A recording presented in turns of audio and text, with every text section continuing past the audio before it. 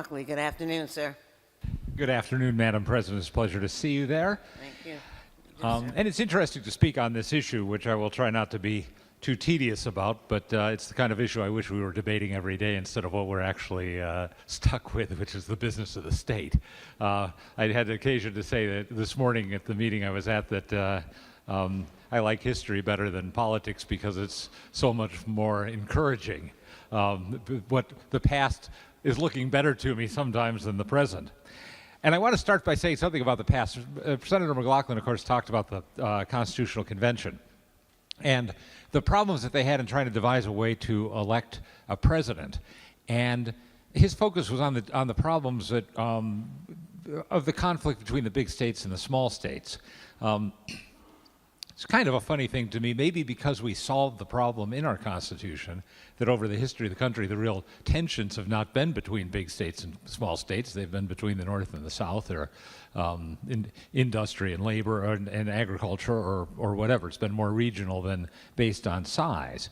But one of the problems with it, that they were confronting in trying to figure out how to elect a president was the fact that they not only, let's say, they didn't desire to see parties arise as part of our political system. And absent parties, I think the question you'd ask yourself about a presidential election is, where would the candidates come from? We take it for granted that the parties are going to get together and give us two candidates, and then there's going to be an election. But if we didn't have those parties, as I think most of the founders fervently hoped, who would we be choosing from? And I believe that the system as devised, it was intended really a two-part procedure, which is electors would be selected as individuals, as people who would go before the voters and say, I'm Joe Markley, you know me, I'm a conservative, I respect Ted Cruz in a way, I might like Marco Rubio, I might like, these are the kinds of people I sympathize with politically, but I'm not being chosen because I'm pledged to one person or another. I'm being chosen to exercise my own discretion. These electors then would meet specifically not in one location altogether, but in various state capitals, and discuss. I had the pleasure myself of seeing the vote cast in 1984, as a matter of fact. Just happened to be up here after having been elected myself and walked by and saw some very old people doing something in the middle of the Senate chamber and wondered what it was. And it turned out they were the Republican electors voting for Ronald Reagan at that moment. These electors would get together and cast the votes. The votes would go to Washington. Everything would be counted, and presumably nobody would have a majority because there wouldn't have been a party to coordinate who they voted for, and there wouldn't have been a meeting where the people could have coordinated who they voted for. They would simply put forward their names for nomination. Then the real election would be undertaken by the House of Representatives in a very unusual procedure, unique procedure in the Constitution, where each state in the House would have one vote, but that vote would be determined by a vote of its of the representatives from that state. So our 5 representatives would have to get together and select somebody, and then one vote would be cast from Connecticut. So in effect, the Electoral College, as I understand it, would have functioned as the nominating body. And I think the expectation was that that was how the elections would go, that an Electoral College majority would be a rarity or perhaps an impossibility. And what happened instead was, of course, there were 2 immediate Electoral College majorities because everyone in the country, the men themselves writing the Constitution, knew that George Washington was going to be the first president, and there was no opposition to him, and he was elected twice. By the time he decided not to seek re-election, the parties basically had organized themselves. And in short order, after a couple of elections, they realized that it wasn't enough to have a general sense that the leader of actually the Republican Party was then called was Jefferson, and the leader of the Federalist Party was Adams, but they actually found a way of having their congressman caucus for the early decades of the of our history to select the party's candidates. which is to say, the Electoral College itself, those individuals, has never really functioned as the founders anticipated. In fact, I'd say if there's any aspect of the Constitution that didn't work out the way they thought, that's it. And yet, it's worked out in a way that I think has been beneficial to the country. And one is something that Senator McLaughlin and Senator France touched upon, which is the fact that since we have a two-party system, and we have a two-party system which is nearly as respected as if it were the intention of the founders that there should be two major parties and that the election should be between them. The Electoral College either provoked that system or has enabled that system because, as a practical matter, since you have to win a state outright, it's very difficult for a third-party candidate to get any traction. Third-party candidates often go into presidential elections with promising performances in polls, but as soon as people realize that they're not going any way, they sink. And even somebody like Ross Perot, who was able to capture 19% of the vote nationally, didn't come near capturing a state. Only regional candidates, really, third-party candidates, have ever been able to score, and they've only scored in their regions. So essentially, it's made the two-party system necessary in America. And I think the first thing I'd say about this is the elimination of the Electoral College is going to be a threat to that system. And that will provoke me to ask the sponsor of the bill just one single question. And I ask it of her because I don't know the answer to it. So if I might, Madam President, through you, ask Senator Flexer one question. Senator Flexer, prepare yourself, ma'am. Please proceed, sir. What I wonder through you, Madam President, is, in fact, is a plurality of the vote sufficient under this National Popular Vote Compact for the Electoral College votes to be awarded? And if so, is there any limit on what that plurality has to be, how large or small, through you? Senator Flexer. Through you, Madam President, a plurality of the vote is acceptable under this compact, which is no different than the current system that we have with the Electoral College, where, for example, in 1992, President Bill Clinton was elected simply with a plurality of the vote. Senator Markley. Thank you, Madam President. Yes, lots of our presidents have been elected with merely a plurality of the vote. I think here's what I would say, and I would encourage you to think about this aspect of it. Once a plurality of the vote alone is enough on a regular basis to win a presidential election, because you don't have to worry about getting over the finish line in state after state. We're going to have more and more candidates enter into presidential elections. And I think we very quickly could get to the point where we have not three major candidates, which wouldn't necessarily surprise us. We've kind of had that situation. But where we might have 4 or 5 or 6. And I don't mean a Republican, a Democrat, a Libertarian, a Green, a Socialist. I mean a couple of varieties of what we might call Republicans, a couple of varieties of what we might call Democrats, varieties of centrists. And it might surprise us how quickly we would be electing a president who might have drawn over only 20 or 25% of the vote. The Republican Party is about to experience this in our own primary because of a change in election law, which is the Citizens Election Fund. That has enabled many more candidates to feel competitive in a primary. And we're very likely to be voting in a primary where there are 5 or 6 or 7 serious candidates for governor on the ballot. That may be a good thing or may be a bad thing, but it's a very different thing. And we're opening a door to a difference like that if we go to a national popular vote, in my opinion. Let me say a couple of things about the advantages of the Electoral College as I see it. One is the decisiveness of the result. Those of us who were attentive to the recount in the 2000 election know how agonizing and in a way discomforting it was to see that kind of, to know that the direction of the country rested on a process that involved people staring at cards, holding them up to the window, seeing if they could see through them, and so forth. What I would say is at least that was confined to a single state. In a close popular vote election, and we've had close popular vote elections, in a close popular vote election, we could be looking at a 50-state recount, and I think that it would be a nightmare.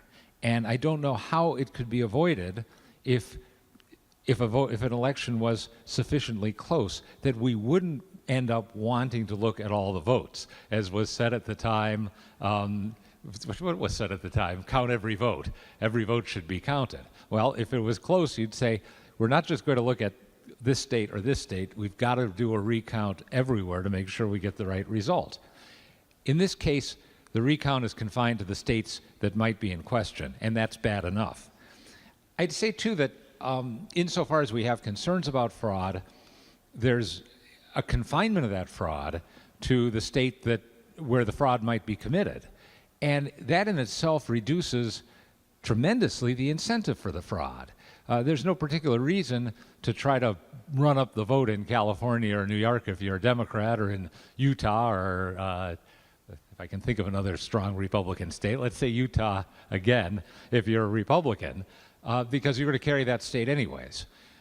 Your attention is on persuading people in the states that you need to carry. But if all the votes are being thrown into one basket, good ones and bad ones both, you'd have an incentive to get as many bad ones in that basket if you could, if you have that way of thinking. I'd also say that touching on what Senator McLaughlin and Senator France have said, there's a broad support across the country required under the Electoral College system. I used to argue about this with my father, who was a great defender of the Electoral College, and as a kid, I think a natural reaction to say, doesn't it make sense that we should just have a popular vote and that should be the end of it? And he said, well, a candidate could run up a huge majority in a big state and swamp the interests of the other states. I think that's always a danger. Senator McLaughlin and Senator France talked about going where the votes are to the cities. Because people have to go to the swing states, and the swing states aren't all of one sort or another, they end up having to tailor their campaigns and, maybe more importantly, their platforms and their policies to the variety of voters that they find in Ohio, in Pennsylvania, in Florida, in Iowa, in New Hampshire, in all those states that we consider swing states, which are always evolving. The people who have lobbied me in favor of the national popular vote, which I very much enjoyed because I've had fascinating conversations with them and find their arguments surprisingly, if not adequately, persuasive, have lobbied me largely on the grounds that it's good for the Republican Party. Now that's not a bad way to try to get me, but I don't know that it's a way to get me that is speaking to the best interests of the United States of America. It's an argument that says it will enable us to develop our vote turnout capacity better and to build up the votes. I suspect that a lot of the motivation for the national popular vote movement on the other side is the disappointment of having had two presidential elections in which the popular vote went one way and the electoral vote went the other way. Both of those reasons end up being partisan reasons, and for those reasons should not be considerations. But I think that's at the heart of the effort, because beyond that, the other reason that keeps getting cited to me is nobody's campaigning in Connecticut. You know, my answer to that has been, it's not like we didn't know there was an election. People weren't scratching their heads saying, who is this Donald Trump? Everybody had heard, I would say, enough, and maybe more than enough, by Election Day, whether we had the TV ads or not.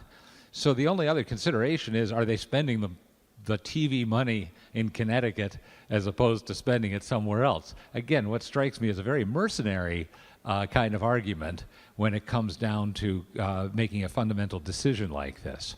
And, even the question about whether these people come to visit our state or not,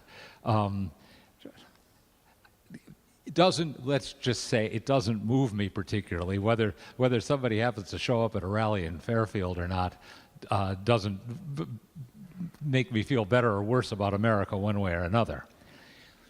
The argument seems to me to just come down to this fundamental notion that it just make sense that everyone should vote and that should be the end of it. The disadvantages of that are these. I think a race to the bottom in registering voters, in other words, a sense that they're being lax about voter registration in one place, so they're going to get an advantage over us by having more voters show up, will drive other states equally to be lax in a kind of a race to the bottom.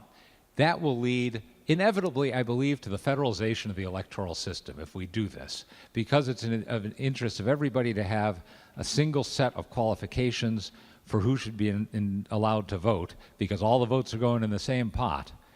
The federal government's going to have to come in and take control of it. I don't like that.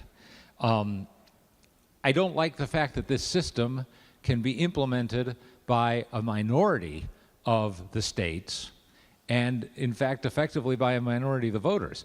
The Constitution has a much higher standard for a change in its functioning than that. But we have a situation where, because of the electoral strength of certain states, I think something like a dozen of them, if they got together, could implement it against the will of the rest of the states. I feel like if we want to amend the Constitution, let's amend the Constitution. But here's my final reason, and this one counts for me more than the whole rest of them put together, which is this has been a stunningly successful system. That doesn't mean it's a successful system in that every time it's been used, the person who got the most votes was awarded the presidency. That's not how the game is played. I don't hear anyone complaining about the system in Great Britain or in France or Italy, Spain, the parliamentary system, where regularly people are in charge of countries that did not have a majority of the vote or even a plurality of the vote, because the system of government they have doesn't select their leader that way. And we don't select our leader that way. But we have selected a leader that we have all ended up believing in the end, the result of the election. And this is the most important thing to me that we have, the integrity of our elections and our belief in the integrity of our elections. One of the things that, a funny thing not to say I'll never forget, but I won't, the night that the Partido Acción Nacional in Mexico first won an election after the dominance of the Partido Revolucionario Institucional for 70 or 80 years. The polls closed, and within minutes of the close of the polls, the sitting president of Mexico came on TV and said, "Our party has been defeated, and I ask all Mexicans to respect the result of the election." Now, they didn't even have any results. They just knew they had been beaten. But they knew they better get out in front of it or people were going to tear the place down. I thought, I am so glad I live in a country where there's no question that the presidential election result is going to be accepted. I often thought if Al Gore had gone on TV in 2000 and said, "This result cannot stand, Democrats of America rise up," people would have come and taken him out to an institution. I mean, nothing would have happened. That's not the way it works. Len, I'm very close to being done. I really think that this is a mistake. I am a conservative because I believe in the institutions we've got, and I think we ought to respect something that has served us so well for all these years. And for that reason, I encourage my colleagues to reject this proposal.